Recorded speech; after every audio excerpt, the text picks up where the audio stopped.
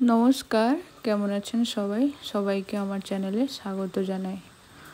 আজ বানাবো লোটে মাছের কষা। লোটে মাছের তো বিভিন্ন রকমের পদে রান্না হয়, তবে সবথেকে এই লোটে মাছের এই কষাটা খেতে খুব ভালো লাগে। তার জন্য প্রথমে মাছগুলোকে আমি এরকম লম্বা লম্বা করে কেটে নিয়েছি। তারপর পরিষ্কার জলে ধুয়ে অল্প পরিমাণে লবণ, অল্প পরিমাণে হলুদ গুঁড়ো এবং এক টুকরো কাটা লেবু ভালো করে মাখিয়ে দিলাম। এরপর একটা কড়াই নিয়ে নিয়েছি, তার মধ্যে পরিমাণ মতো সর্ষের তেল দিলাম। তার মধ্যে অল্প পরিমাণে চিনি দিয়ে ভালো করে গরম করে নিলাম। তারপর কেটে রাখা পেঁয়াজ কুচি ওগুলোকে দিয়ে দিলাম। পেঁয়াজটাকে হালকা করে ভেজে নিব। ব্রাউন কালার চলে আসবে তখন এর মধ্যে দিয়ে দিব কেটে রাখা টমেটো এবং কেটে রাখা লঙ্কা। এগুলোকে দিয়ে ভালো করে একটু নাড়াচাড়া করব। এর মধ্যে অল্প পরিমাণে লবণ অ্যাড করলাম যাতে টমেটোটা তাড়াতাড়ি গলে যায়। তারপর এর মধ্যে দিলাম আমি রসুন বাটা, আদা বাটা। এগুলোকে ভালো করে একটু কষে নিব যাতে আদা রসুনের গন্ধটা একটু মরে যায়।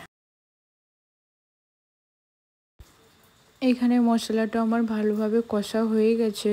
তারপর এর মধ্যে আমি দিব পরিমাণ মতো হলুদ গুঁড়ো এবং পরিমাণ মতো লঙ্কার গুঁড়ো দিয়ে ভালো করে একটু নাড়াচাড়া করব। এই লোটে মাছের কষা একটু ঝাল ঝাল হলে খেতে ভালো লাগে, তবে যে যেমন ঝাল খায় সেই রকম স্বাদ অনুযায়ী ঝাল দিতে পারো। তারপর মশলাটা কষা হয়ে গেছে। এরপর এর মধ্যে আমি অল্প পরিমাণে জল দিয়ে একটু নাড়াচাড়া করে নিলাম।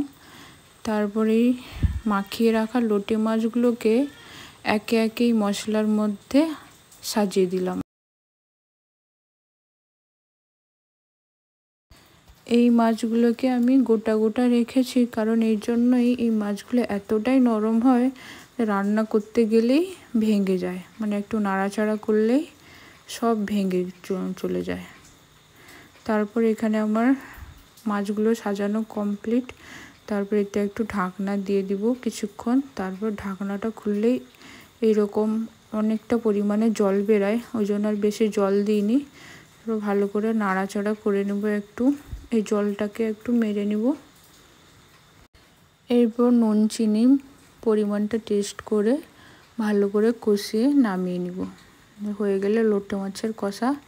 ভিডিওটা ভালো লাগলে অবশ্যই একটা লাইক, কমেন্ট, শেয়ার, সাবস্ক্রাইব করে পাশে থাকবেন। দেখা হচ্ছে এরকম নতুন কোনো একটা ভিডিওতে।